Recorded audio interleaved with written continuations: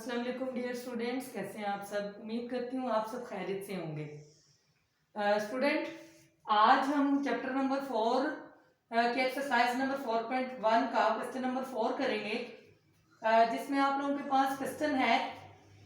ए part है हमारे पास, इसके दो पार्ट हैं।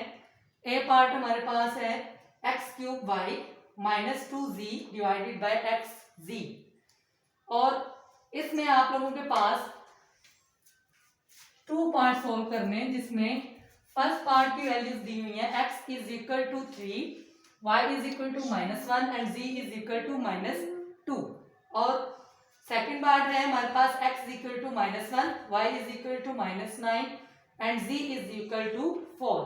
यानी ए पार्ट के भी दो पार्ट सोल्व करने हैं आपने।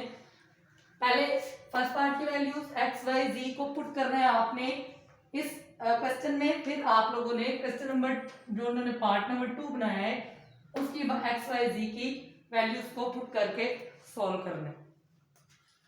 अब देखिए हम क्वेश्चन लिखेंगे again, x³ y -2z divided by xz। अब आपने यहां पे लिखना है put values of x, y and z। अब देखें, पहला पार्ट जो है वो x इक्वल टू 3 है वैल्यू x की, y -1 और z हमारे पास है -2। हम फर्स्ट पार्ट की सारी वैल्यूज जो है उनको पुट कर देंगे क्वेश्चन के अंदर। जहां जहां वेरिएबल है x की जगह, x वेरिएबल की जगह x इक्वल टू 3 है तो उसकी जो है वो वैल्यू पुट कर देंगे। x कितना है 3, तो x की जगह हम 3 और इसकी जो भी पावर होगी साथ आपने लिख देनी है।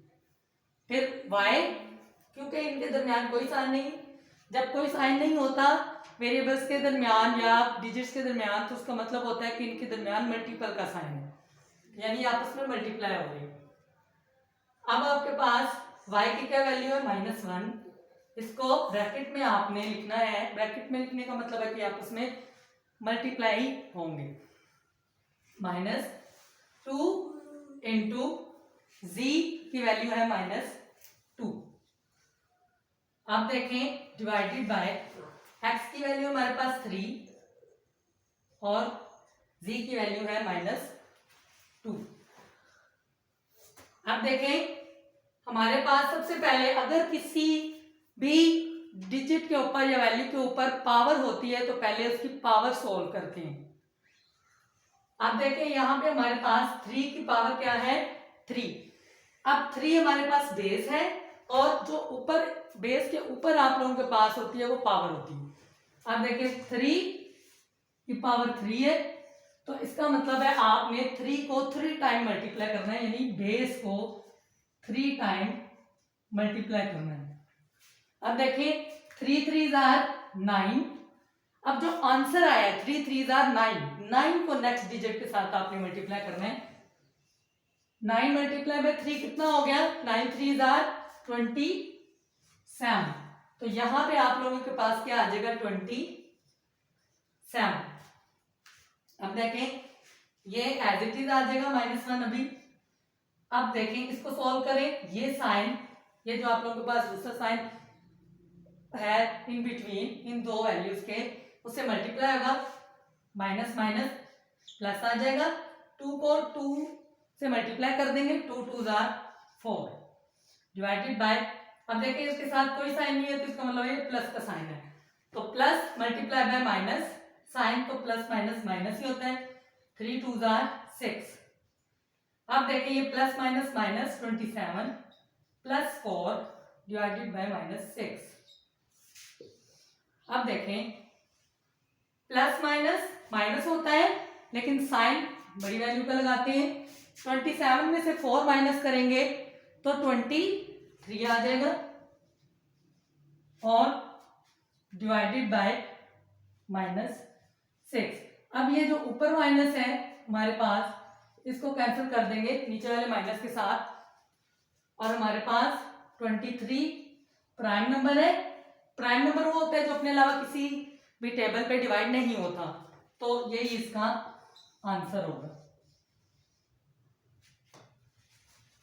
अब नेक्स्ट क्वेश्चन देखें। अब आपने सेकंड पार्ट भी इसी तरह सॉल्व करना है। इसी क्वेश्चन को आपने दोबारा लिखना है, क्योंकि इस क्वेश्चन के उन्होंने दो पार्ट बनाए हैं जिसमें अलग अलग वैल्यूज हैं।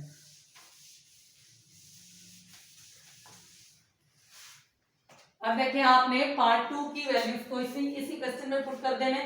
x यहाँ पे अब हमारे पास -1 है, तो x की जगह हम -1 और पावर एज इट इज लिख देंगे।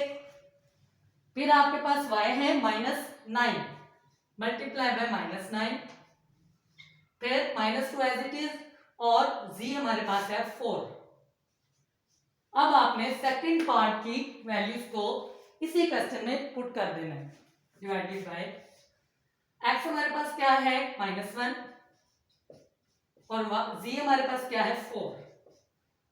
इसी तरह देखें -1 को 3 टाइम मल्टीप्लाई करेंगे, -1 multiply by -1 multiply by -1, minus minus plus होता है, 1 1 jar 1, +1 multiply by -1 plus minus minus होता है, 1 1 जार 1। तो यहाँ पे और साइन क्या आ गया माइनस का, प्लस माइनस माइनस। अब यहाँ पे -1 आ गया, इसको -9 का एज इट इज लिखेंगे। 4 2 jar 8 plus minus minus, 4 1 jar 4, minus minus plus, 9 1 jar 9, -8 divided by -4। Next step देखें, प्लस माइनस माइनस होता है और साइन हम बड़ी वैल्यू का लगाते हैं। 9 में से 8 माइनस करेंगे 1 डिवाइडेड बाय 4, और माइनस आपके साथ क्वेश्चन में लग जाएगा और ये आंसर होगा।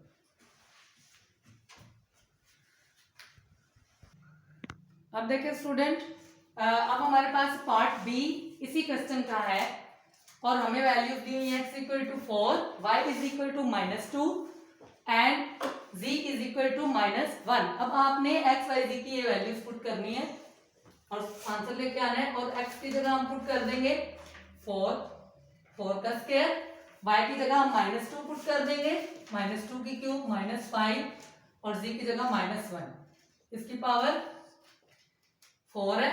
x की, अब दोबारा x की वैल्यू क्या है 4, y की क्या है -2 और z की क्या है -1। अब 4 को 2 टाइम मल्टीप्लाई करना है, पावर का मतलब होता है बेस उतने टाइम मल्टीप्लाई करनी है, तो 4 मल्टीप्लाई बाय 4, 4 4 जार 16, फिर इंटू -2 को 3 टाइम मल्टीप्लाई करना है, -2 मल्टीप्लाई बाय -2 मल्टीप्लाई बाय -2, तो आप लोगों के पास minus minus plus, plus minus minus sine आ गया, 2 2 जार 4, 4 2 जार 8, -8, अब -5। अच्छा, आप हमेशा स्टूडेंट इस बात को याद रखें कि आप लोगों के पास जब साइन पॉजिटिव तब होता है जब आप लोगों की पावर इवन होती है, ओड जब होती है तो माइनस में आंसर आता है कि नहीं। है तो पावर जो आया आप लोगों के पास इतनी मतलब बड़ी नहीं है, 4 है, आप लोगों के पास 35 भी आ जाता है, 40 भी आ जाता है, तो आप लोग देख लें कि उनको आप लोग इतना लंबा इस तरह मल्टीप्लाई नहीं कर सकते। तो -1 अब देखिए 4 टाइम हमने मल्टीप्लाई करना है, तो हम देखेंगे कि हमारी इवन है अब पावर या ओड है। तो इवन होगी तो आप प्लस का साइन साथ लगा लेंगे, और 1 को 4 टाइम मल्टीप्लाई करेंगे तो 1 ही आएगा, क्योंकि 1 मल्टीप्लाई बाय 1, 1 1 जार 1, फिर 1 1 जार 1, जैसे -1 multiply by -1, -1 multiply by -1, minus minus plus, plus minus minus, minus minus plus, 1 1 jar 1, 1 1 jar 1, 1 1 jar 1, तो प्लस का हमारे पास 1 आ गया। अब देखें यहां पे हम लिख देंगे 1, अब डिवाइडेड बाय, ओड आए तो आपने हमेशा माइनस लगाना है साथ, और इवन आए तो प्लस।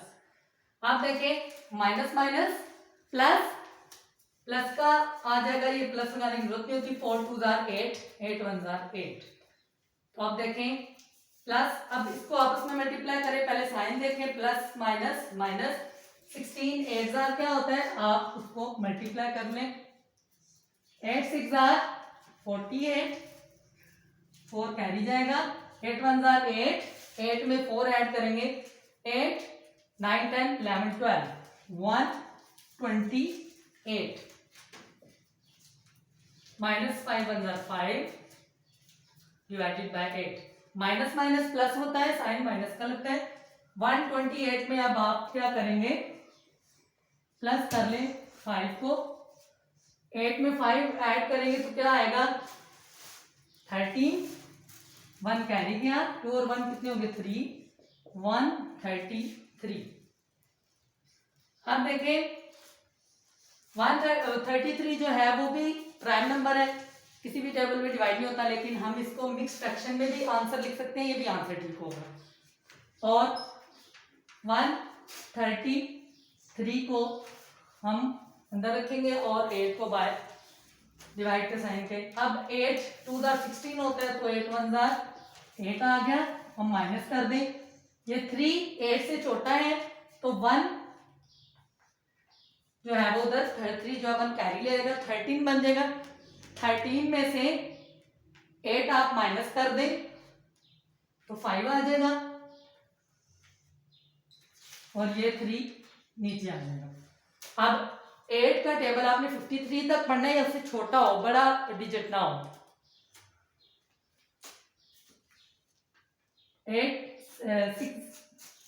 6 जार 48 होता है, तो आप लोगों के पास 3 अब 8 से छोटा है तो ये 5 से कैरी लेगा, यहाँ पे 4 रह गया।